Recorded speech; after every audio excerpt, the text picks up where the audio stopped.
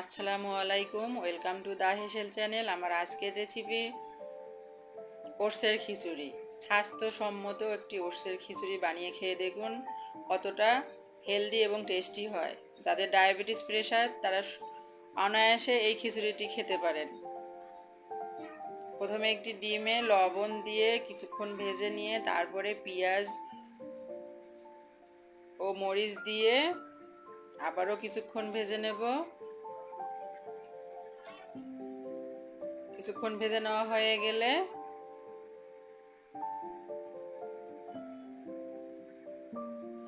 আমি গাজর কুচি করে রেখেছি এবং আলু কুচি করে রেখেছি, সেগুলো দিয়ে আবারও কিছুক্ষণ ভেজে নেব।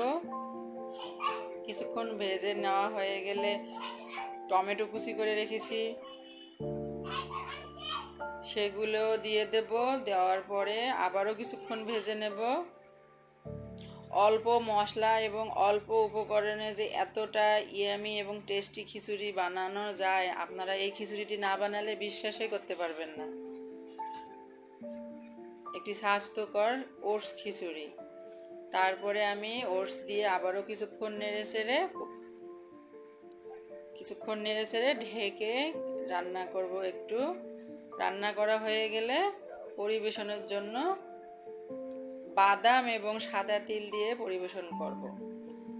আমার এই রেসিপিটি যদি আপনাদের ভালো লাগে তাহলে আমার চ্যানেলের সঙ্গেই থাকবেন, লাইক কমেন্ট শেয়ার করবেন বেশি বেশি করে। ধন্যবাদ সবাইকে।